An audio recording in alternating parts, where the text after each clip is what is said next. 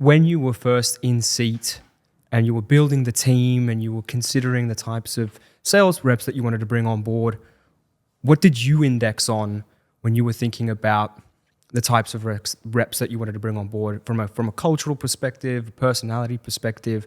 What were the key things that you looked out for? Yeah, it's interesting. So I had a role with Enable before, and that's who brought me across to Australia.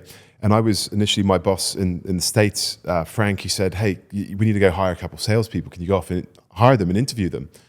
And I said, "Yeah, sure."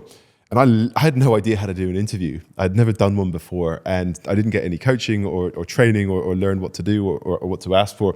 And I remember asking these really awkward questions, like what I call is canned interview questions. Tell me a time when you have demonstrated this sort of success or resilience or this, that, and the other.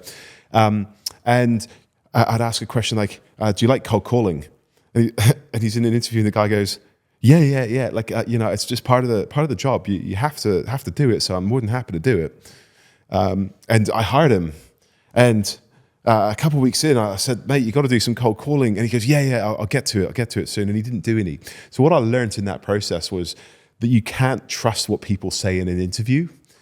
You have to, if you're looking for a skill set or trait or a characteristic, I don't like to just hear them say it. I like to look for them to demonstrate that skill or characteristic or trait of what I think is required to deliver on the outcome. So for example, in order to have drive to get up and do cold calling, you've got to be resilient.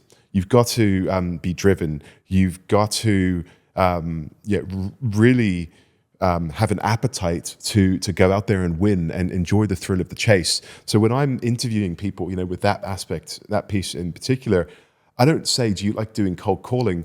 But a bit like what we talked with Sam earlier, in terms of like people that have come from being in a sport or people that have achieved something significant, the resilience that they've got to go through in order to achieve that goal. And when I ask them to explain, what is it your expectation to this role? And they say, "Look, I know it's cold calling, some warm calling, and just hitting the phone, doing 50, 60 dials a day." And I see how they respond. And if they're nervous when they're saying that to me, then that's a sign that they're probably not going to be a good fit. If they don't blink, so I'm looking at like body language here. If they don't blink and they just go, yeah, absolutely, no, more than happy. I've done that before. I know what it's going to be like. Yeah, I'd like to get progressed at some point, but like totally, I know what I'm getting on board for. Then that's a sign that I look for. And other things that I typically index on, as you say, is I evolved that over time because I made a lot of mistakes.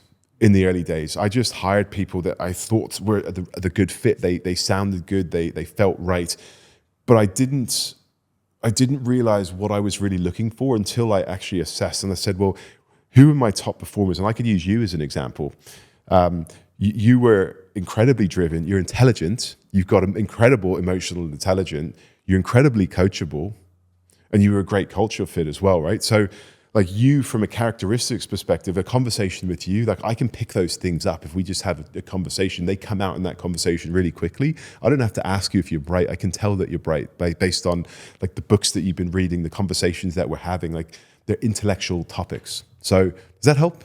Yeah, definitely. And what I really enjoyed is that you have gone through your own sort of growth journey with regards to interviewing and diving deeper and just looking at things from a different lens, like looking at the personality behind the outcome, and so or the work that somebody needs to deliver on, especially from a cold calling perspective. I feel like we can all relate to cold calling. That's our first activity as a sales rep, and it's the toughest. It's the toughest. I always say this is going to be the hardest job you ever had. Yeah. There's nothing worse than picking up the phone and just smashing it and getting rejected day after day, week after week. It sucks. But I tell you what, I love it when someone's done it and they've got the resilience, they've been successful and they've had those shitty days and they come back the next day and they're successful. Even if they're not successful, but they still turn up. They still turn up with a smile on their face and they're ready to dial again. Yeah. So smile and dial, baby.